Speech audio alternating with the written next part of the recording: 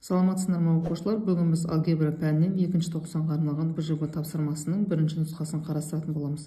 Оқушылар, мінекей мынандай теңдеу берілген теңдеулерді ax квадрат қосылған bx қосылған с тең 0 түріне келтіріп, a, b, с коэффициенттерін табыңыз. Яғни оқушылар, берілген теңдеуді квадрат теңдеуге келтіреміз және a, b, с коэффициенттерін табамыз.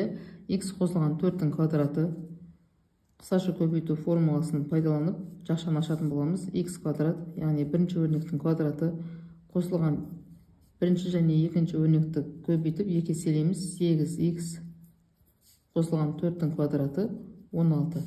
Азайтылған 6x квадрат тең болады. X-ке көбейтеміз және x-ті минус 7-ге көбейтеміз. X квадрат минус 7x болады. Енді барлығын бір жаққа жинақтаймыз.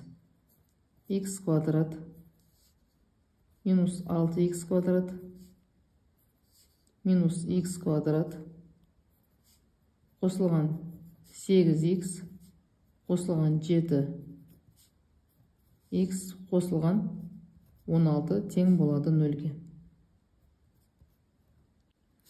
Енді мұндағы x квадрат пен x квадрат қысқарады. Сонда минус 6x квадрат плюс 8x пен плюс 7x қосылады. Таңбалар бірдей. 15x болады. Қосылған 16. Тең болады 0-ге. Оқушылар, мінекей мұнда минус таңбасы тұр екен. Минус таңбадан құтылу үшін барлығын минус 1-ге көбейтеміз.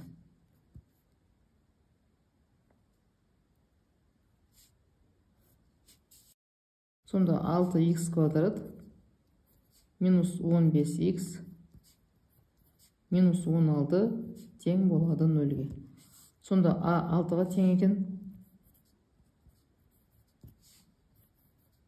b тең минус 15-ге. с тең минус 16-ға.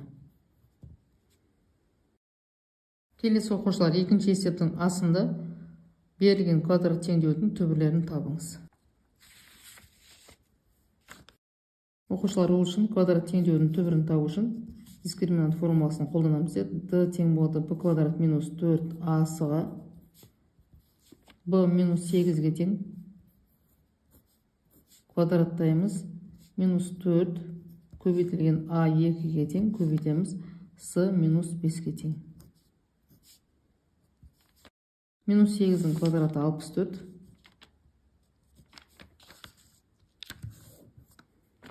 Минус 4 пен 2-ні көбейтеміз. Минус 8 болады.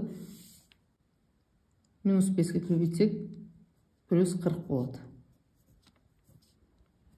Тең болады 104-ке. Енді y1 мен y2-ні табамыз. y1 мен y2-ні табу үшін минус b плюс минус d бөлінген 2a формуласын қолданамыз.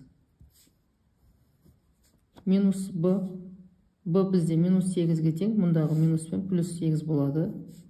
Плюс минус дискриминант жаңа 104 болды. 2-ні көбейтеміз a-ға, яғни a бізде 2 тең екен. Бөлімі 4 болады. 8 плюс минус 104-ті түбірдің астынан шығатындай етіп, 2 санның көбейтіндісі түрінде жазсақ болады. Яғни 4 көбейтілген 26 деп жазсақ болады.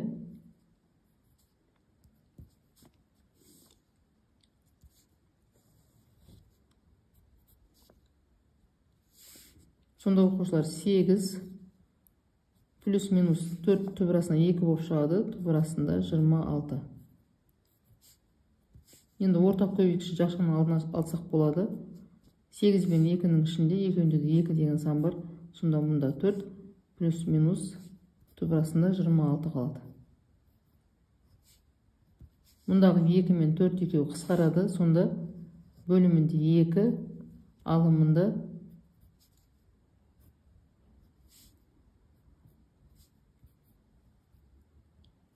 4 плюс минус 26 қалады. Сонда оқушылар, y1 бізде 4 минус түбір астында 26 бөлінген 2, ал y2-міз 4 плюс түбір астына 26 бөлінген 2 болады. Енді келесі Б тапсырмасы бойынша оқушылар n-нің қандай мәндерінде nx квадрат минус 14x қосылған n тең 0 теңдеуінің 1-де 2 түбірі болады. Яғни x1 мен x2 n-нің қандай мәндерінде тең болатынын анықтауымыз керек. Оқушылар, бізде x1 мен x2 тең болу үшін дискриминант бізде 0-ге тең болу керек. Дискриминант 0-ге тең болған жағдайда x1 мен x2-нің мәні тең болады. Ал енді бізде дискриминант табу үшін b квадрат минус 4ac деген формуланы қолданамыз. Енді осында мінеке b квадрат минус 4ac-ны қоямыз да дискриминанттың орнына тең болады 0 деп аламыз. Енді мұндағы мінеке b бізде минус 14-ке тең, квадраттаймыз, минус 4 көбейтеміз a-ға, a n-ге тең, көбейтеміз с-ға, с да n-ге тең болады 0-ге. Минус 14-дің квадраты 196, минус көбейтеміз 4n квадратқа, тең болады 0-ге. Минус 4n квадрат тең болады минус 196-ға, санды теңдіктің оң жағына қарама-қарсы таңбамен ауыстырамыз. Сонда бізде 2 минусымыз плюс болады, 4n квадрат тең болады 196-ға. Сонда n квадратты табу үшін 196-ны бөлеміз 4-ке. Сонда мәні 49 болады. Оқушылар, бізде n квадрат 49-ға тең болатын болса, n-нің өзі тең болады плюс минус 7-ге.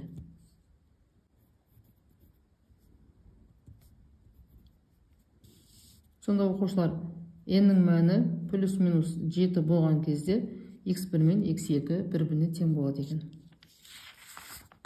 Оқушылар, келесі үшінші есепте кері бет теоремасын қолданып түбірлері x1 тең 2,5 және x2 тең минус 6 болатын келтірілген квадрат теңдеуді жазыңыз.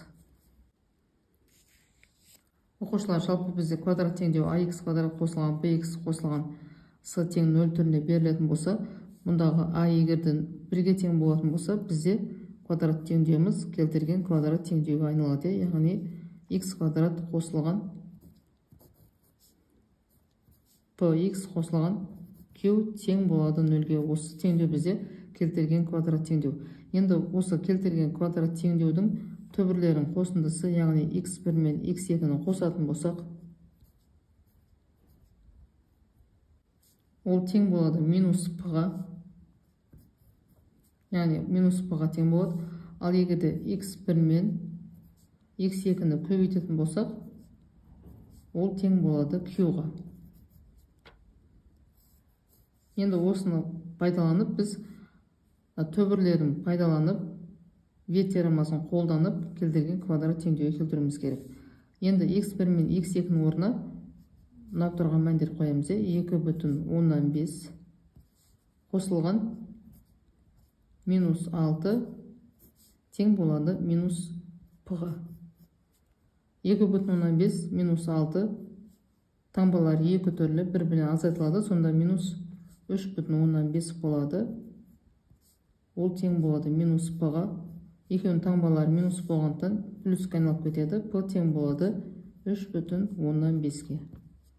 Енді көбейтетін болсақ, x1 мен x2-ні көбейтеміз, 2,15-ті көбейтеміз минус 6-ға.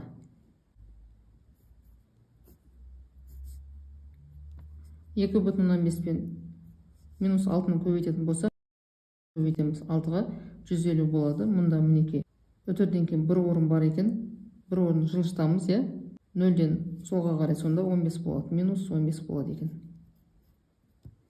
Енді орнына қоятын болсақ, x квадрат қосылған p-ның орнына мінеке 3,15 қоямыз, 3,15 x қоямыз. Ал мінеке мұнда q-дің орнына минус 15 қоямыз. Сонда x квадрат қосылған 3,15x минус 15 тең 0 деген келтірген квадрат теңдеуге келтірдік. Келесі оқушылар 4-ші есепте тіктөртбұрыш тәрізді жер учаскесінің ауданы x квадрат минус 16x қосылған 48 метр квадратқа тең. Асында осы өрнегіміз тең болады x қосылған a және көбейтілген x қосылған b болса, онда a және b мәндерін табыңыз. Б-сында егер тіктөртбұрыштың ұзындығы x қосылған a, ал ені x қосылған b болса, онда анықталған a және b мәндерін қолданып жер учаскесінің периметрін өрнектеңіз. Оқушылар, мінекей бізге берілген квадрат үш мүшені ең алдымен көбейткішке жіктеп аламыз. d тең болады b квадрат минус 4ac тең болады минус 16 квадраттаймыз, минус 4 көбейтілген 1 көбейтілген сының орнына 48 қоямыз. 16-ның квадраты 256, азайтамыз, 4-ті көбейтеміз 48-ге, 96, 192 болады. 256-тан 192-ні азайтамыз, 8, 56, 64 болады. Енді x1 мен x2-ні табатын болсақ,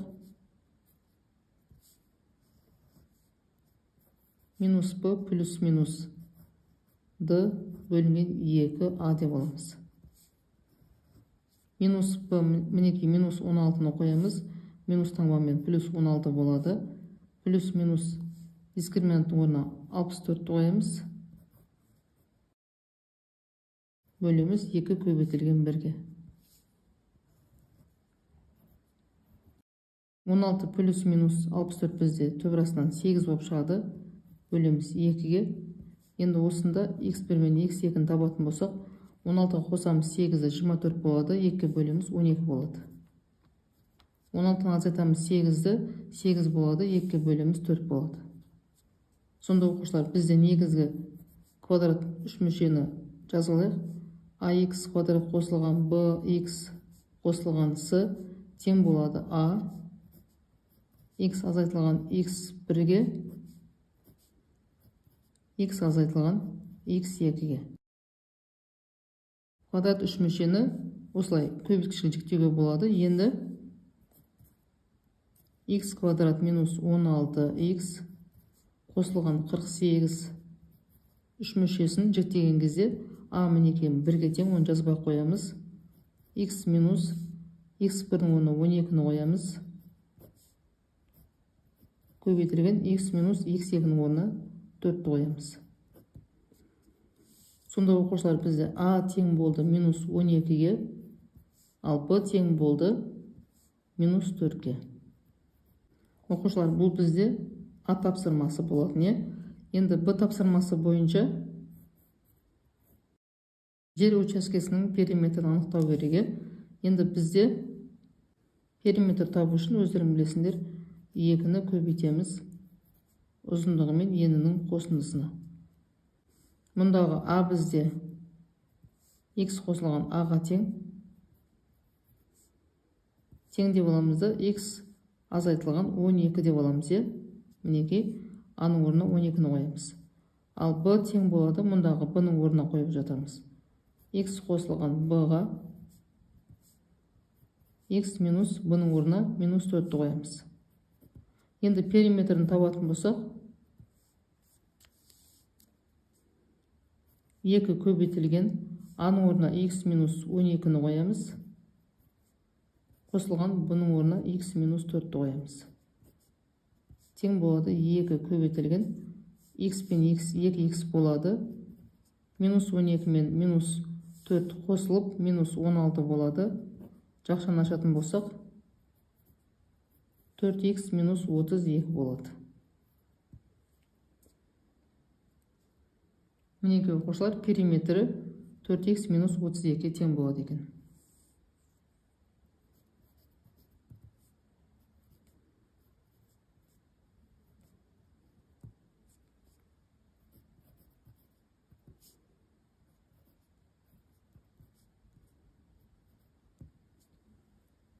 Мінекей оқушылар, бір жұбының талдау сабағым осымен аяқталды. Егер түсінбеген сұрақтарың болатын болса, комментарийға жазып сұрасаңдар болады. Сау болыңдар.